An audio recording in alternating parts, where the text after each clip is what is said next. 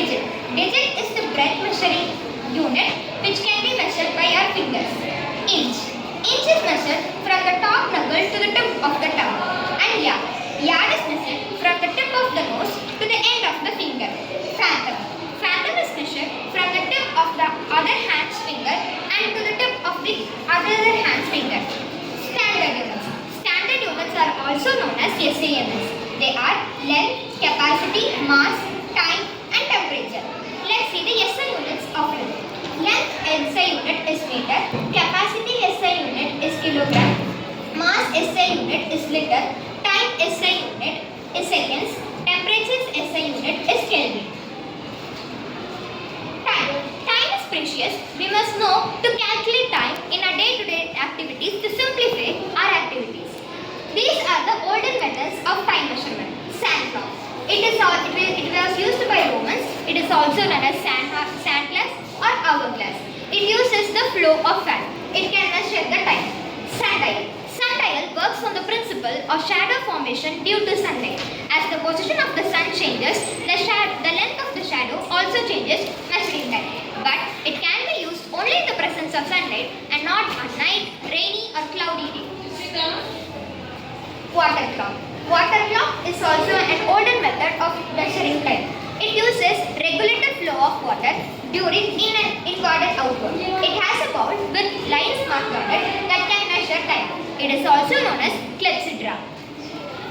Simple pendulum. Simple pendulum uses bob, which is here. There are three types of movement, which is amplitude, the maximum displacement from the mean position. Mean position means the rest position where the bob remains same is known as mean position. And the maximum displacement is known as amplitude. And the maximum distance from the mean position is known as extreme position. Here are A, B and C. One oscillation is from A to B, B to A and A to C and C to A.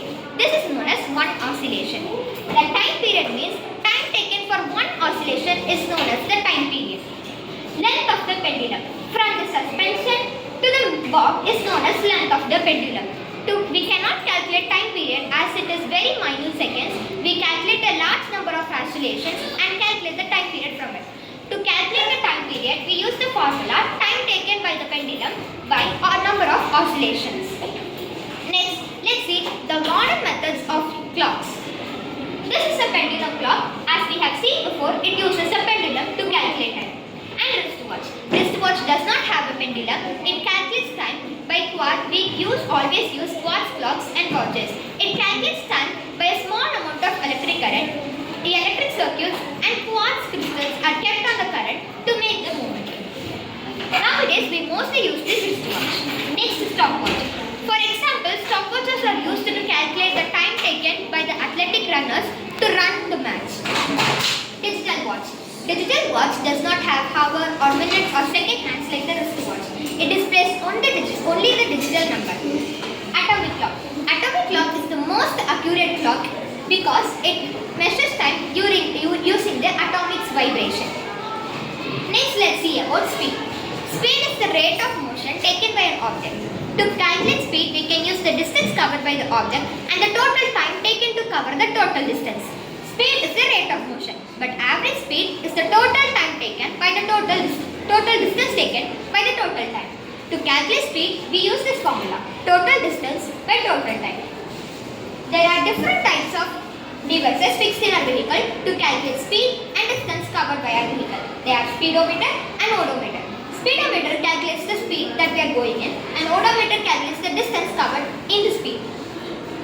There are two types of motion, uniform motion and non-uniform motion. First, let's see what is motion. If an object moves, it is known as motion, and if the object does not move, it is in rest position. First, uniform motion. Uniform motion means if a body moves in a straight line with equal distance in equal intervals of time, it is known as uniform motion. For example, pendulum of a clock, hands of a clock are the examples of uniform motion. We draw bar graph to represent the uniform motion. This is the time taken in seconds and this is the distance covered in kilometers. As you can see, it is in a straight line because it travels in equal distance and equal time.